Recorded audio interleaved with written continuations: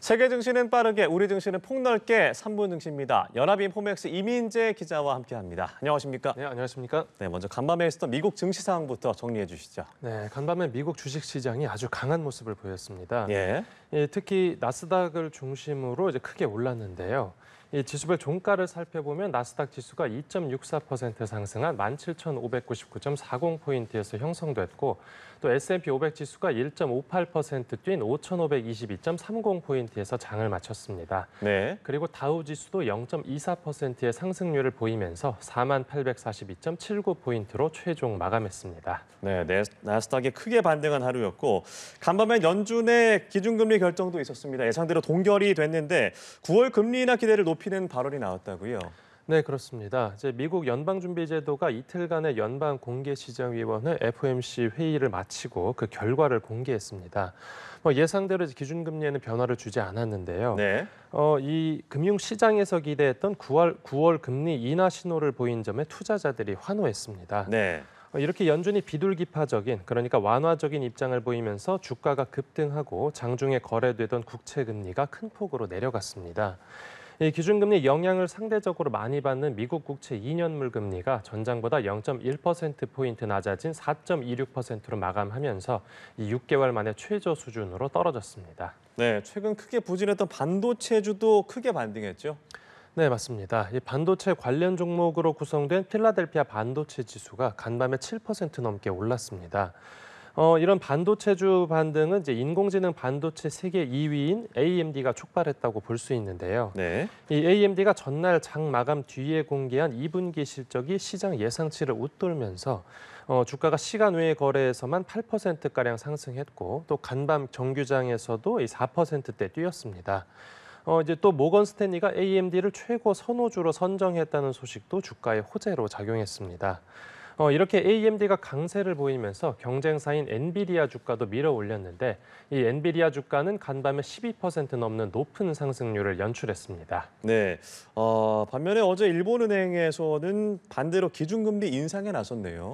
네, 그렇습니다. 이제 일본은행이 어제까지 진행된 금융정책 결정 회의에서 정책 금리를 0.25%로 인상하기로 결정했습니다. 네.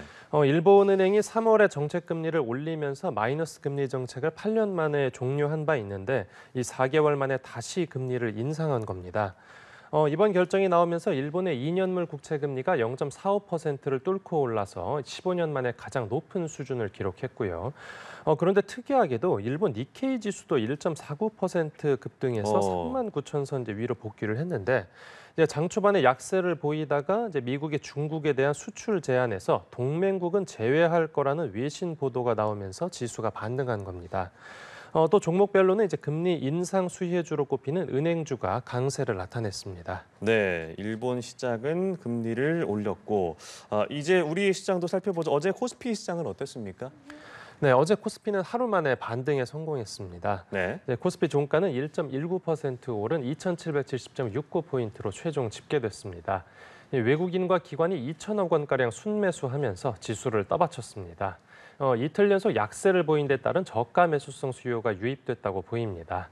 또 종목별로 보면 반도체주가 주가 상승을 이끌었습니다. 이제 새벽 미국 증시에서 대형 기술주가 약세를 보이면서 이제 국내 반도체 주가도 하방 압력을 받을 걸로 예상됐지만 결론은 예측과 반대로 흘러갔습니다. 네, 우리 시장의 반도체주가 먼저 반응을 했습니다. 그 배경에는 어제 공개된 삼성전자의 2분기 실적 영향이 있다고요? 네, 맞습니다. 어제 삼성전자가 2분기 확정 실적을 공개했습니다. 앞서 발표된 잠정 실적에서 크게 달라진 건 없었는데 네. 이제 세부 실적에서 반도체 부분에 깜짝 실적을 올린 게 확인됐습니다. 2분기 반도체 사업에서만 삼성전자가 6조 원 넘는 영업이익을 기록하면서 SK하이닉스를 근소한 차이로 추월했고 또 매출에서는 2년 만에 대만 TSMC를 넘어섰습니다. 또 실적 설명회에서도 차세대 메모리 반도체 생산 확대 계획을 밝히면서 하반기 수익 개선 기대감을 키웠습니다.